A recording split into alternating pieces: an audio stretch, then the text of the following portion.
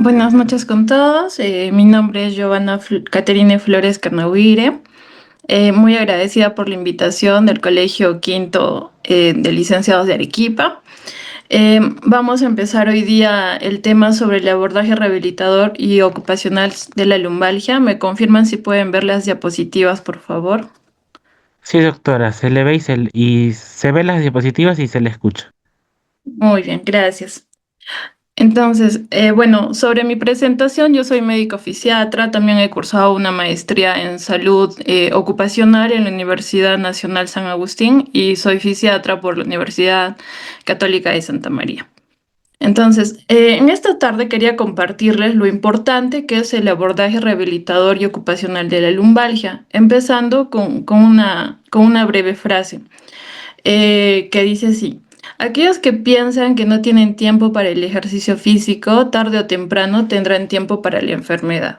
Lo dijo Edward Stanley, que era un político de antaño, que se refiere en sí a que aquellos que no hacen actividad física actualmente, porque no tienen tiempo o no tienen el dinero supuestamente, van a, van a invertir el mismo dinero a los 70 años, pero este dinero va a ser para pastillas, ¿no? Pastillas para el dolor, pastillas para la presión alta, pastillas para la diabetes. Entonces, concluyendo la exposición, se van a dar cuenta por qué el mensaje al iniciar la exposición.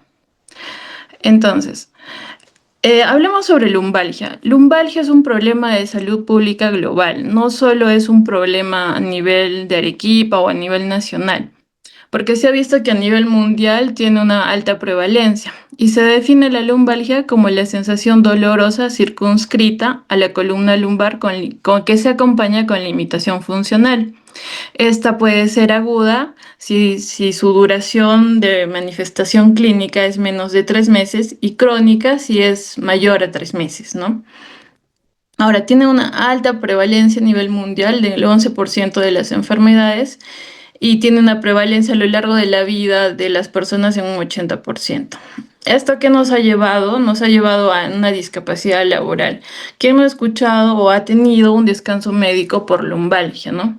Entonces, en el sentido ocupacional, causa ausentismo laboral, ¿no? Que eso va a afectar económicamente tanto a la persona como al Estado.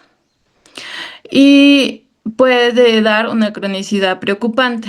Quiere decir que de todo el porcentaje de personas que tienen lumbalgia, el 65% que ha iniciado con este síntoma puede quedarse con esta lumbalgia por años, ¿no? Y también hay otro concepto denominado lumbalgias recurrentes, que son episodios repetitivos en los 3 meses del cuadro inicial, con restricción de la actividad. A eso me refiero con limitación funcional, es decir, limitación a hacer sus actividades cotidianas, a poder ir al trabajo, a poder compartir con la familia. Entonces, en la clasificación de causas de la lumbalgia vamos a tener las específicas y las inespecíficas. Y lamentablemente las inespecíficas son las que tienen el mayor porcentaje de causas, ¿no? Que no está bien esclarecido. Pero entre las específicas, sin embargo, que son las más conocidas, vamos a tener las alteraciones degenerativas, las malformaciones adquiridas, por trabajos forzados, maniobras repetitivas, traumatismos, como puede ser la estenosis vertebral, la espondilolistesis. También vamos a tener malformaciones congénitas como causa, sobrecarga funcional, sobre todo en el lado ocupacional, y otras causas inflamatorias, ¿no? Que ya son genéticas de cada persona, como la espondiloartrosis. También vamos a tener causas como las neoplasias, las metabólicas, infecciones en la columna en general, la enfermedad ósea de Payet y funcionales y psicógenas. Hay que resaltar que la lumbalgia tiene un componente importante psicológico. No es solo una causa secundaria, no es solo algo secundario, un traumatismo, una caída, sino que si la persona está estresada o si la persona está en depresión, como iremos viendo más adelante, agrava su lumbalgia que pueda tener. Ahora, la lumbalgia en sí nos refiere a un dolor localizado en la zona lumbar. Pero también tenemos otra definición que es lumbociática o síndrome radicular. En esto se agrega el concepto que hay una limitación funcional en los miembros inferiores y el dolor se guía del tracto del nervio ciático. Y aparte de esto, vamos a tener, algunos denominan a la lumbalgia como un global en todo cuando tiene como partes, ¿no? Distribuidas. Dentro de esas partes está el síndrome de cola de caballo, que ya está acompañado con sensación de dolor a nivel genital, perianal o anestesia en silla de montar en esta zona genital. Entonces, la evolución de la enfermedad, como les iba comentando, de un paciente que esté iniciando con lumbalgia, inicia generalmente como una lumbalgia aguda y en el 50% de los casos a los 7 días o al mes el paciente ya está recuperando su funcionalidad al 100%. Sin embargo, hay un 50% o un 10% que desde que inició la enfermedad no se recupera completamente. Entonces eso produce un estrés social, una depresión.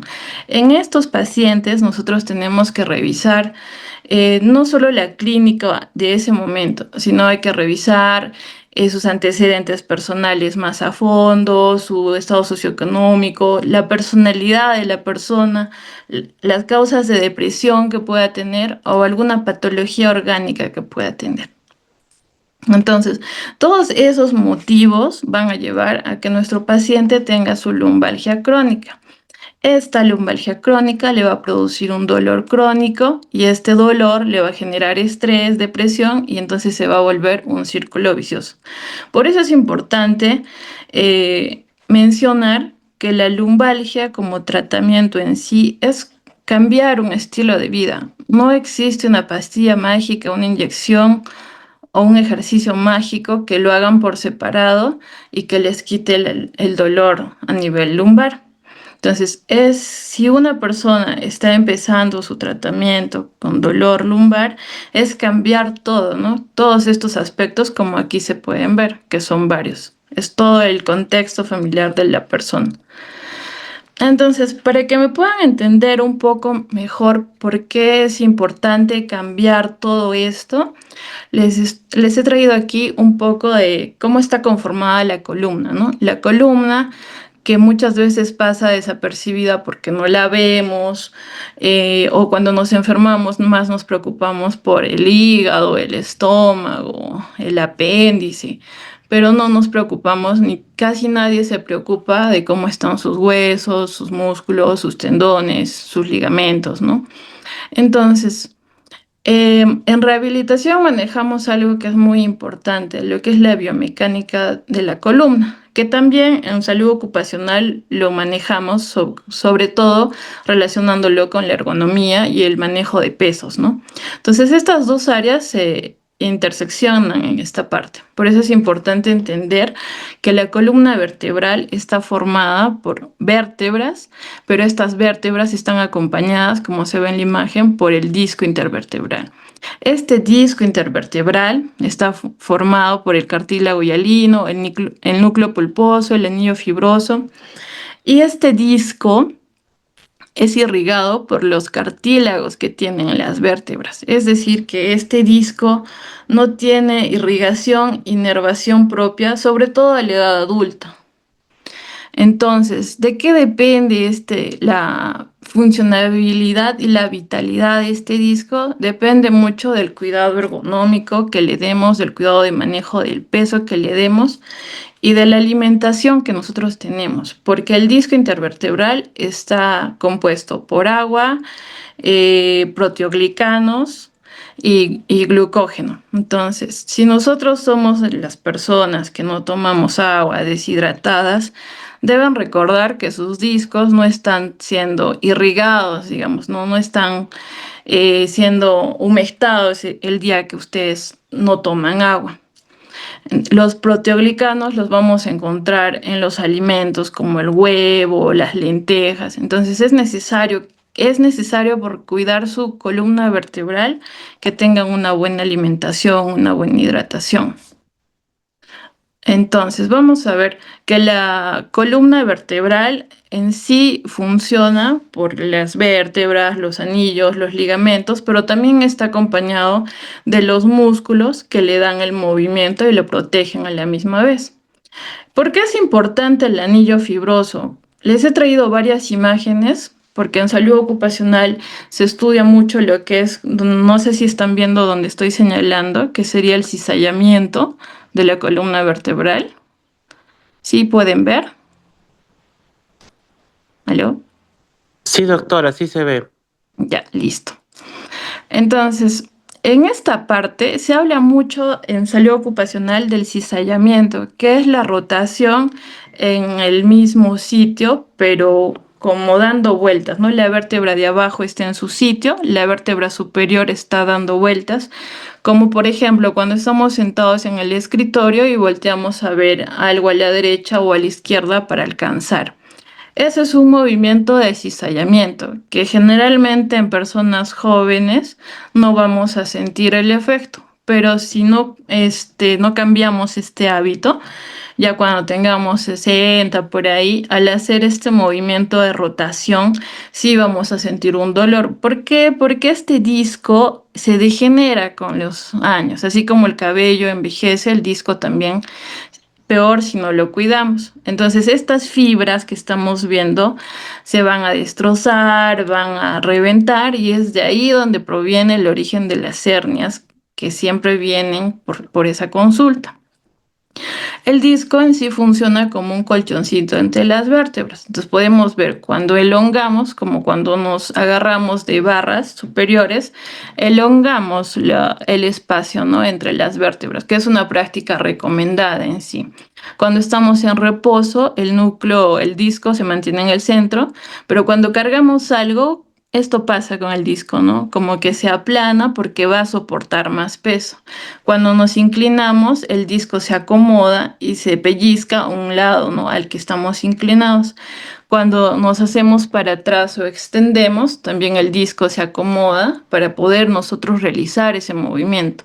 Y también cuando realizamos la flexión. Entonces, por ende, en realidad todos nuestros movimientos de actividades de vida diaria comunes dependen mucho de este disco.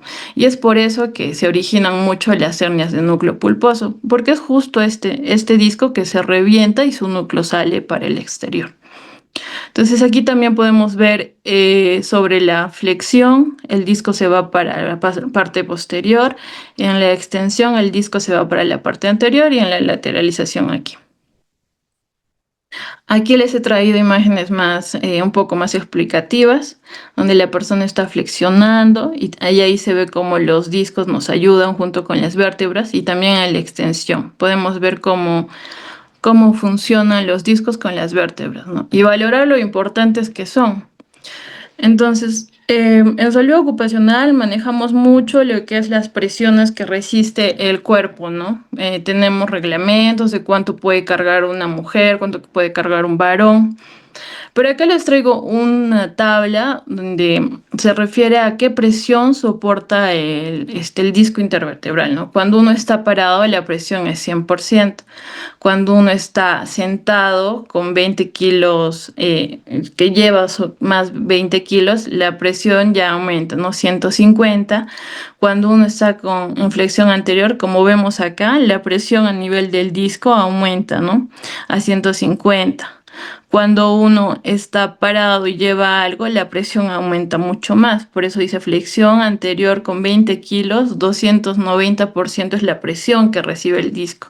Incluso cuando uno duerme de lado, el disco está trabajando toda la noche, ¿no? Recibiendo una presión del 75%. El único momento en que su disco intervertebral descansa es cuando están durmiendo de cúbito dorsal, es decir, mirando boca arriba y sin tener una almohada muy grande, digamos, ¿no? Porque también el ponerse una almohada muy grande modifica en sí, la posición de la columna vertebral y también modifica cómo va a ser la distribución del peso. Entonces, las explicaciones que les estuve dando al final concluyen en esto, que intercepta mucho lo que es medicina física y rehabilitación con salud ocupacional. En ambos estamos viendo que la carga está distribuida en una columna sana, está distribuida entre las vértebras y los discos, ¿no? Con sus respectivas resistencias que van a ser los músculos. En cambio, ¿qué pasa cuando tenemos una desviación en la columna, el disco está maltratado? Alteramos todo esto. Entonces, obviamente, la alteración mala, la mala distribución de pesos nos va a llevar a un dolor crónico, un dolor que lo vamos a manifestar como lumbalgia. Ahora, no solo es importante el disco y la vértebra, sino también es importante los músculos que mantienen la postura de la persona, sobre todo las cadenas musculares. Es común en la consulta escuchar, me duele la pantorrilla, pero no entiendo por qué me duele también la cabeza. Es por estas cadenas musculares. Sí están relacionadas. No es que un músculo vive su mundo aparte y el músculo trapecio se separó y no se conocen. No.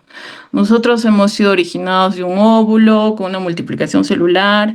Entonces tenemos un programa interno de los músculos para los movimientos. Por ejemplo, les puse esta imagen más grande porque estos son los músculos erectores de la columna y estos músculos son los que deberíamos de fortalecer para una correcta postura y para proteger nuestra columna. Y estos siguen de los isquiotibiales, de los gemelos, del sóleo. Estos y los músculos aquí de cadena oblicua, como podemos ver, es decir, si le duele algo en el pie, en la pierna izquierda, puede doler algo en el hombro derecho, sí, porque están relacionados por cadenas musculares. Entonces, en realidad, por eso les decía que es un estilo de vida trabajar todo, porque si solo vamos a trabajar la zona lumbar para liberar y fortalecer, puede que estemos dejando muchos cabos al aire. Entonces, un día me va a doler una cosa, otro día me va a doler otra cosa.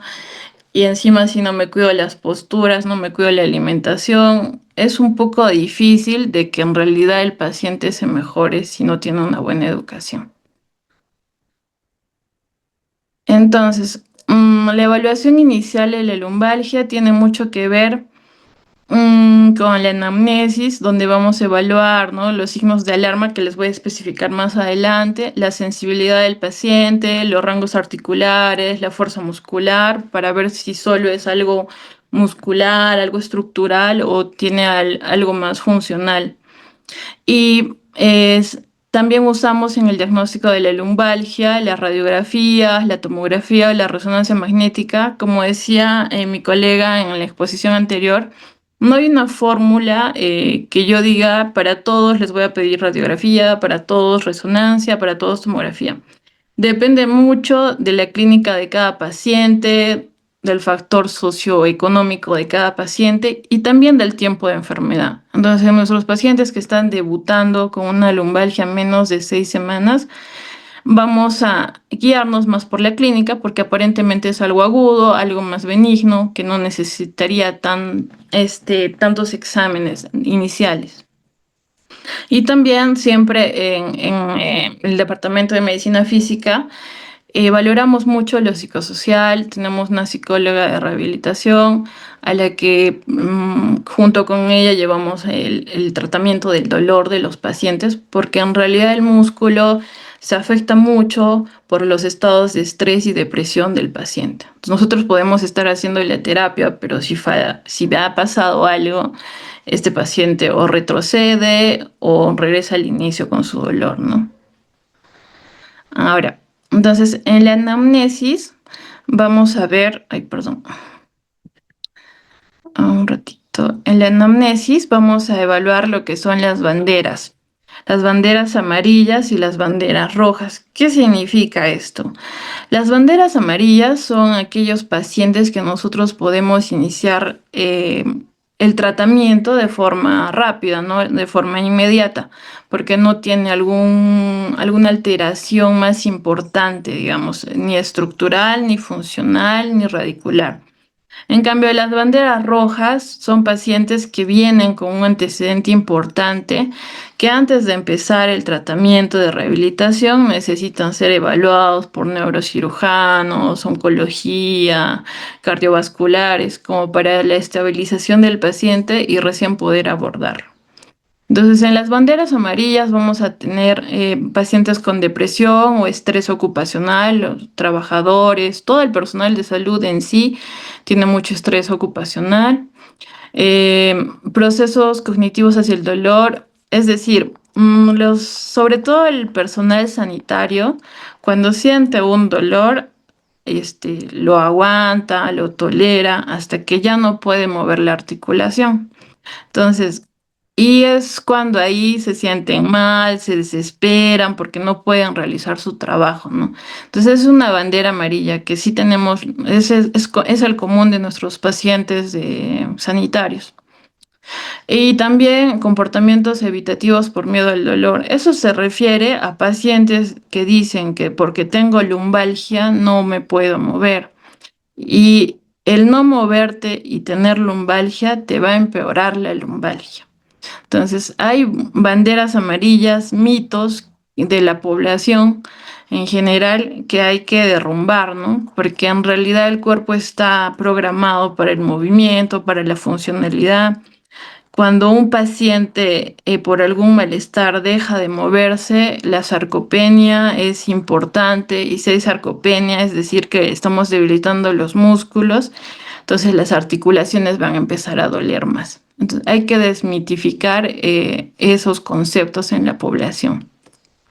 Algunos pacientes con problemas psiquiátricos también es una bandera amarilla, tendencias a la somatización. Somatización se refiere a lo que les mencionaba, ¿no? Que las personas con, algunas, no todas, algunas personas con depresión somatizan tanto su dolor mental que lo vuelven, que el músculo asume ese dolor, ¿no? Otros procesos patológicos crónicos existentes, es decir, patologías como gastritis, también vienen acompañados con estos tipos de dolores, ¿no? O insatisfacción laboral, también puede empeorar una lumbalgia y malos comportamientos hacia la dieta y el ejercicio, como ya les mencionaba. Y las banderas rojas son cáncer, infección vertebral, caudequina, como les mencionaba, que sería más relacionado con un TBM, un dolor radicular, una estenosis espinal, que vamos a hacer que la columna se estabilice, ¿no? Con los demás especialistas para recién poder abordar una vez el paciente estabilizado. Para eso nos ayudan las banderas amarillas y rojas en la anamnesis. Y bueno, nuestros pacientes con estenosis espinal eh, que ya están estabilizados, que ya tenemos tratamiento, pero que no mejora, si tienen criterios de intervención quirúrgica, ¿no? Para la liberación del espacio espinal que está disminuido. Ahora, vamos a hablar sobre los principios del tratamiento de rehabilitación. Entonces, como ya les mencionaba, evitar el reposo prolongado, porque eso va a hacer que perdamos más masa muscular. Entonces, aquí les traje unas imágenes. A ver si me esperan un ratito para que me entiendan un poco mejor. Sí se ve, ¿no? Las imágenes. ¿Aló? Sí se ve, doctora.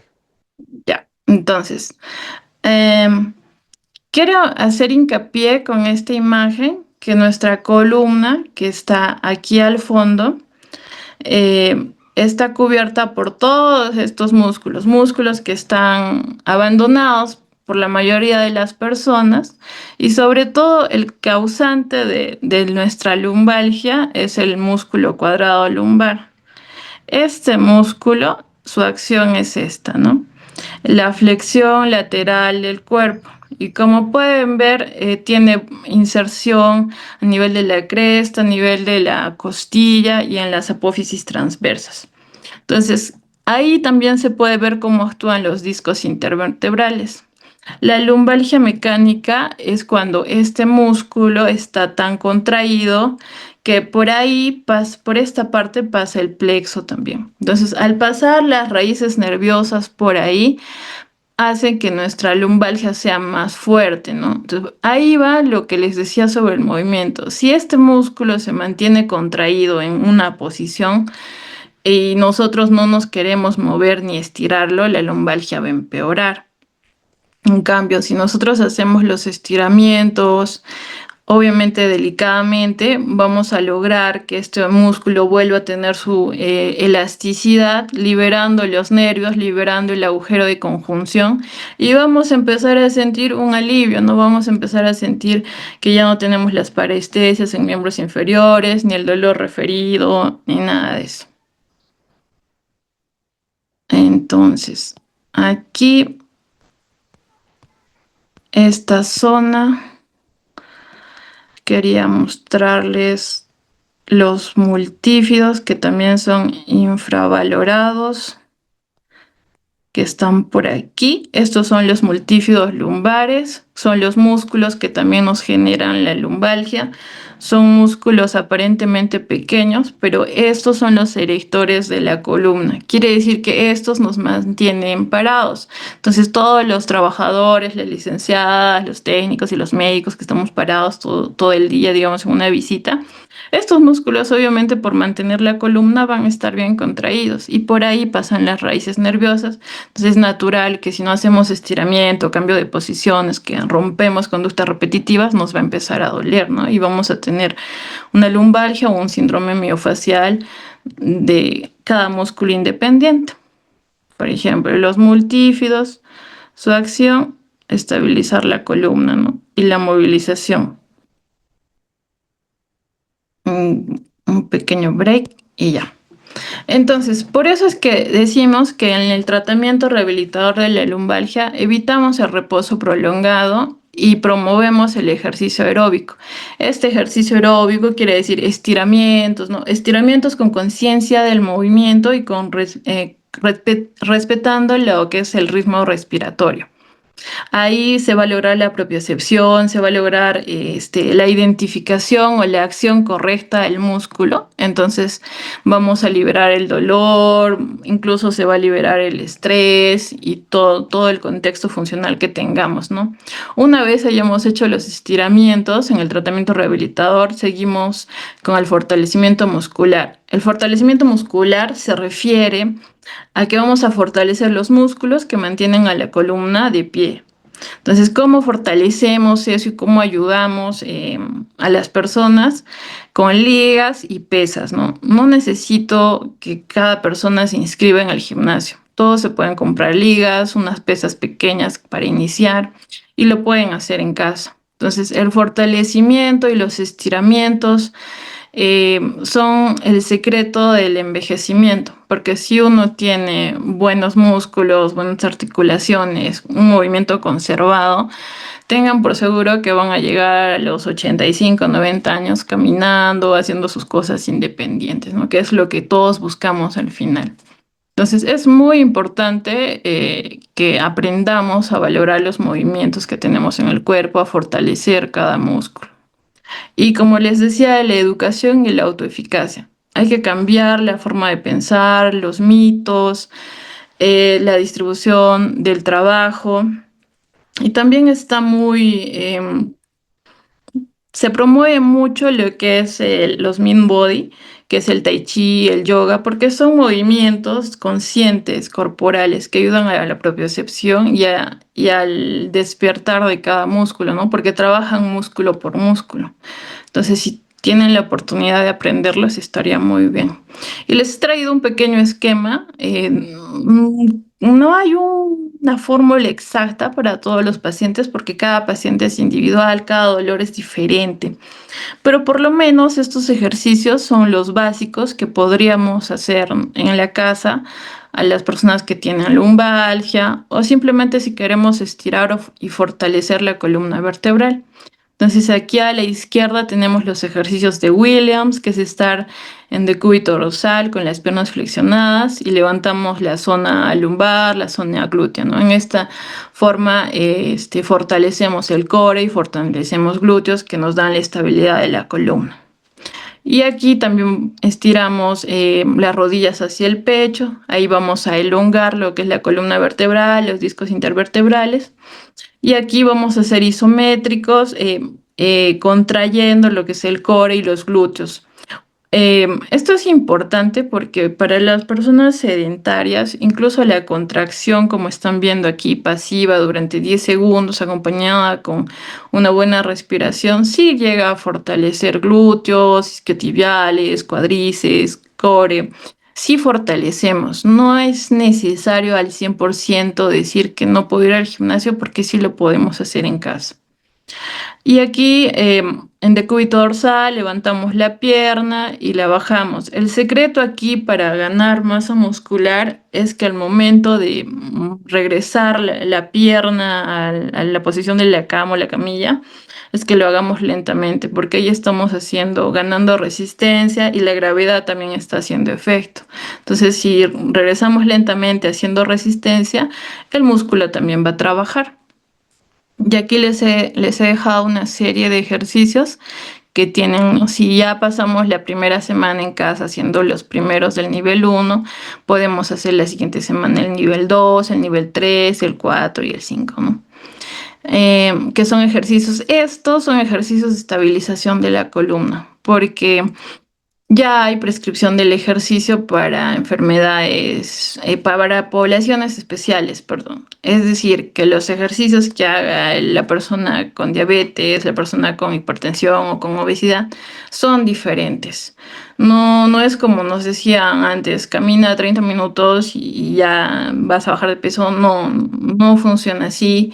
Ya hay muchos estudios, cada paciente es individual, cada ejercicio para cada paciente es individual. Entonces, estos de aquí son específicamente para la lumbalgia. Y sobre las intervenciones ocupacionales y la reincorporación laboral, en rehabilitación no solo buscamos reducir el dolor, sino también buscamos que el paciente regrese a su retorno, o sea, tenga un retorno seguro y sostenible en su trabajo, ¿no? Entonces, ¿qué buscamos con eso? Un acondicionamiento físico laboral. A eso me iba, a que después del estiramiento acompañemos con el fortalecimiento muscular. Eso quiere decir que si nosotros hacemos esto, nuestra resistencia en el trabajo va a aumentar, que vamos a tolerar la guardia de 12 horas con más capacidad funcional, ¿no? Si estamos fortalecidos. En cambio, si vamos a la guardia, somos personas sedentarias, es un horario pesado de 12 horas, obviamente vamos a terminar la guardia con dolores de rodillas, lumbalgias. Pero si trabajamos en el acondicionamiento en la casa, el turno lo vamos a llevar moderado a leve de repente, si fortalecemos bastante bien.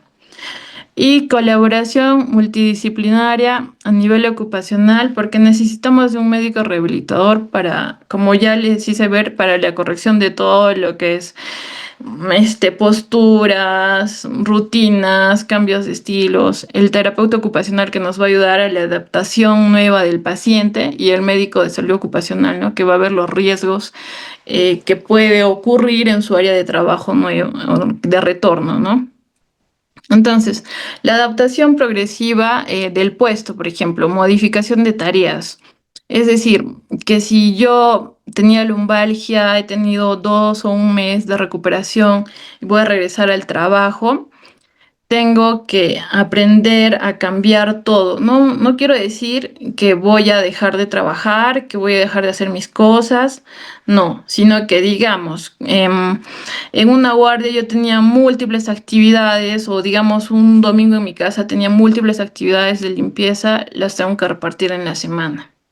Entonces sí voy a ser funcional y voy a repartir y voy a priorizar lo más importante y los voy a ir distribuyendo, pero también va a ir acompañado de la ergonomía.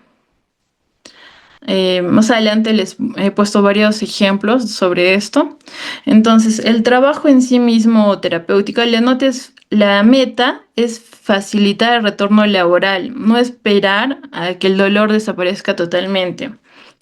Y esto es muy importante porque hemos visto en nuestros pacientes sanitarios que se sienten muy, se sienten deprimidos por no poder volver al retorno laboral.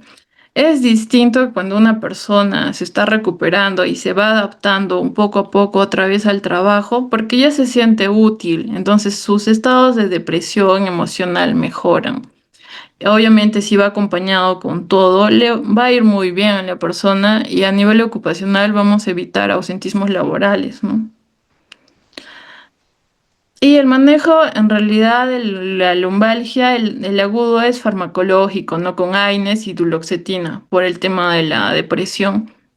Y los fármacos no recomendados en lumbalgias crónicas son los opioides y los relajantes musculares. ¿Por qué? Porque eso sería volver dependiente al paciente de tomar para siempre opioides y relajantes musculares sin una intervención de medicina física, de rehabilitación. Lo que se busca en rehabilitación es que nuestros pacientes suelten todos los fármacos para el dolor que toman, ¿no? Vienen con parches de dolor, opioides fuertes, muchos relajantes musculares al día. Entonces, con una buena rutina, con varios procedimientos médicos que hacemos, nuestros pacientes ya deberían reintegrarse laboralmente, digamos, para un turno fuerte con algún naproxeno, pero ya cuando el dolor ya es insoportable, ¿no? Entonces, la idea de la rehabilitación es reinsertarlos laboralmente, pero también quitarles el dolor para que recuperen su funcionamiento, ¿no? Ahora, sobre los procedimientos invasivos, aquí les resalté esta parte porque hay un tema cuando la lumbalgia ya es de años y la lumbalgia produce alteraciones a nivel cutáneo. Esto quiere decir sensibilización a nivel cutáneo. Es decir, algunos pacientes dicen, me arde toda la pierna desde la zona lumbar. Eso ya no es una lumbalgia nada más, no es un miofacial nada más. Eso es un síndrome sensibilización espinal segmentaria, que eso lo vemos en rehabilitación y justo en esos pacientes es donde arrancamos todo el arsenal de procedimientos que tenemos, los bloqueos, terapia neural, infiltraciones, porque estos pacientes no van a mejorar solo con terapia, con fortalecimientos, liberación miofacial, no. Entonces, estos pacientes necesitan para arrancar una buena recuperación de los procedimientos fisiátricos que hacemos, ¿no? ¿Por qué? Porque su dolor está ubicado ya a nivel central y a nivel periférico. Eso quiere decir que los nociceptores de la piel ya mandan muchas señales de dolor, sientan o no sientan dolor. Entonces es una alteración de impulsos de dolor, digámoslo así. Entonces, con los bloqueos paraespinales o facetarios, buscamos como un reseteo a nivel central y con la terapia neural un reseteo a nivel periférico, ¿no? Entonces vamos a arrancar el mejoramiento del paciente un poco más rápido, que si es que solo lo mandaríamos a terapia y solo lo mandaríamos a liberación miofacial y fortalecimiento. Entonces, para los dos casos, tanto para ocupacional como para rehabilitación, necesitamos que el paciente cuide mucho su ergonomía al momento de levantar, haga ajustes en su entorno laboral y modifique sus factores de riesgo y tenga higiene del sueño y el soporte. Entonces, en ergonomía de levantamiento, hay que aprender las técnicas de cómo levantar las cosas. Tener lumbalgia no significa ser disfuncional o que nos estamos limitando, sino hay técnicas de cómo llevar la vida y por eso es un cambio de estilo, ¿no? Porque vamos a seguir con todas nuestras actividades, pero van a ser modificadas. Por ejemplo, el ajuste laboral aquí, varias licenciadas se estarán identificando y varios médicos también, que en el momento de las cirugías a veces la camilla la camilla quirúrgica donde se va a operar al paciente no está a nivel o está a desnivel porque no todos medimos del mismo tamaño, no todos somos iguales. Entonces cada uno debe buscar la forma de adaptarse, de encontrar el medio para no sobreesforzar la columna, no sobreesforzarse, ¿no? Y sobre la modificación de factores de riesgo, así como les mencioné que la deshidratación lastimaba los discos, también el tabaquismo lastima los discos intervertebrales y la obesidad, obviamente, porque esa columna está programada para cierto peso según la genética del paciente. Entonces, si le damos más trabajo a la columna, más lo que cargamos y lo que caminamos y todo el esfuerzo que hacemos, la columna obviamente va a tener serias deficiencias, ¿no? Y también tenemos que manejar el estrés y la ansiedad. Y la higiene del sueño es muy importante en este tratamiento. Higiene del sueño, como decía mi colega anterior, se refiere a que respetemos el ciclo circadiano, que a las 10 o 9 de la noche apaguemos las pantallas, apaguemos las luces, la música, todo, nos posicionemos bien y descansemos y respetemos este ciclo, acompañado del cambio de estilo de vida. A nivel muscular, todo debe mejorar. Entonces, la adaptación en el entorno laboral, cuando una persona está regresando ya de su proceso de lumbalgia, de su recuperación, es, por ejemplo, cuando estamos en el pupitre, debemos de adaptarlo, ¿no? Entonces, la persona está sentada aquí y debe tener la mayoría de las cosas en estos dos círculos cercanos, ¿no? Donde la persona no hace sobreesfuerzos para alcanzar. Y lo máximo que puede tener de alejada las cosas son los círculos más grandes, ¿no? Para que no se sobreesfuerce. Ahora, esta persona debería tener una silla así con ruedas para voltear completamente el cuerpo, porque si voltea solo el tórax y el tronco se queda en otra dirección, vamos a promover lo que es el cizallamiento que ya les había comentado. También tiene mucho que ver la silla ergonómica, la posición que adoptamos en ella, ¿no? Como se ve en la imagen. Ahora, por ejemplo, en sala de operaciones. Los licenciados, los médicos, tenemos unas sillas que son para procedimientos que no tienen respaldar. Esas sillas que no tienen respaldar es como si estuviéramos parados. O sea, podemos estar sentados ahí, decir que estamos sentados, pero si no tiene el respaldar adecuado, es como si estuviéramos parados. No, no ayuda mucho. Y ahora adaptación, ¿no? Adaptación de cada persona, buscar cada persona la adaptación en su entorno laboral. Entonces, para trabajos de precisión debe estar justo a la altura de los codos, para trabajos más livianos un poquito menos de los codos, para trabajos pesados un poco menos, para poder permitir la movilidad de los miembros superiores, ¿no? Entonces, la guía va a ser la altura del codo. Y cuando vamos a trabajar en las computadoras, por ejemplo, aquí el chico sí llega, ¿no? Al piso. Entonces, no debe estar el pie en el aire, como aquí a la derecha. La señorita no llega, ¿no? Y tiene una adaptación, porque si los pies están colgando, también producen, ¿no? Un síndrome miofascial que va a empeorar nuestra lumbalgia.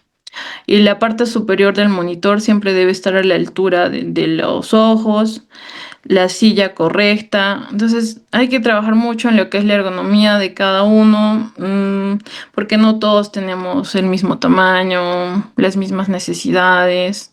Y ahora, dentro de toda la adaptación del entorno laboral, por decir, si esta persona está aquí trabajando en este movimiento, cada media hora o máximo una hora debería de pararse a estirarse para romper el ciclo de contracción repetitiva que está teniendo el músculo, porque es una causa, ¿no? Las malas posturas, las acciones repetitivas son lo que nos lesionan. Entonces, si estoy trabajando sentada en un pupitre, a los 40 minutos serán 2 minutos que me paro, me estiro, activo mis cadenas, flexoras, extensoras, abductoras y me vuelvo a sentar y sigo trabajando, ¿no? Es bueno promover lo que es las pausas activas, pero lastimosamente en el hospital no tenemos mucho tiempo para todos coordinar y tener una pausa activa, ¿no? Pero sí puedo yo educarme y cada hora pararme, estirarme para romper este ciclo repetitivo de contracciones que estoy teniendo. Y acá, las personas con lumbalgia, por ejemplo, como en la imagen superior, aparte de sentarse bien y caminar erguidos, pero caminar erguidos no solo es decir voy a caminar erguido, Si no fortalecemos los músculos de la espalda, no vamos a poder caminar erguidos porque la gravedad nos va a ganar. Entonces hay que fortalecer y también caminar erguido. Y ahora, sobre los levantamientos y la distribución de pesos, no podemos inclinarnos porque ahí hacemos como un balanceo en la columna donde vamos a generarle más peso a la columna. En cambio, si doblamos las rodillas y levantamos el peso permitido, nuestra columna no va a sentir tanto el peso. Ahora, sobre el traslado de pacientes, vamos a tener mucho que reeducarnos, que al momento de mover a los pacientes tenemos que mantener la espalda recta, las piernas flexionadas y tenemos que hacer un trabajo en equipo cuando nuestro paciente no es una persona muy pesada, porque se ha visto que vienen técnicos con dolores miofaciales importantes porque solitos movieron al paciente, ¿no? Entonces también un trabajo en equipo. Y ahora, para movilizar uno solo al paciente, tiene que ser la carga pegada al cuerpo y el pie junto con el pie del paciente, como para disminuir el peso del paciente en sí, ¿no? Entonces, es más fácil movilizarlo así. También podemos utilizar apoyos. Y para mover al paciente siempre tenemos que tener los pies separados porque vamos a ampliar nuestra base de sustentación, la carga cerca al cuerpo y aquí también otra vez la adaptación de la carga, de las cargas, ¿no? Entonces, varios pacientes preguntaban, pero doctora, no voy a poder cargar a mi nietito. Sí lo vas a poder cargar si te arrodillas y lo llevas junto a tu pecho. Entonces sí lo vas a poder cargar a pesar de tener lumbalgia. Sí vas a poder ir al mercado si distribuyes los pesos en ambos lados, porque tu disco se va a mantener equilibrado. Y también, sobre todo a las licenciadas que les gusta tener sus bolsitos muy bonitos en solo un lado, se están lastimando la columna, el hombro, la zona lumbar. Entonces hay que distribuir el peso o llevar muy poco peso, o si se lleva mucho peso, distribuirlo en una mochila, ¿no? Entonces el peso se va a distribuir en todo el cuerpo y ya no van a afectar tanto sus articulaciones. Aquí, como les explicaba, si tenemos una almohada un poco más grande, vamos a alterar todo lo que es el posicionamiento de la columna. Lo ideal es que tengamos, ¿no?, un cojín pequeño en las rodillas y un cojín pequeño por el cuello para ponerlo en una situación fisiológica y pueda descansar correctamente nuestra columna en sí, ¿no? Aquí más formas de cómo corregir, cómo cargar el peso. Yo sé que es difícil la adaptación, pero esta adaptación nos va a llevar a ser más funcionales. Y bueno, en conclusión, es un enfoque integral de la lumbalgia, ¿no? De rehabilitación física, el apoyo psicosocial, la adaptación ocupacional, la colaboración sistemática y la colaboración de cada paciente. Entonces ahí va el mensaje del inicio, ¿no? Que si no teníamos tiempo ahora para hacer ejercicios, íbamos a tener que tener obligatoriamente después tiempo para comprar las pastillas, para ir al hospital, porque no nos vamos a volver personas dependientes, personas sedentarias, que necesiten pastillas para tener algo de independencia. Bueno, muchas gracias. Espero haberles ayudado un poco con el tema de la lumbalgia.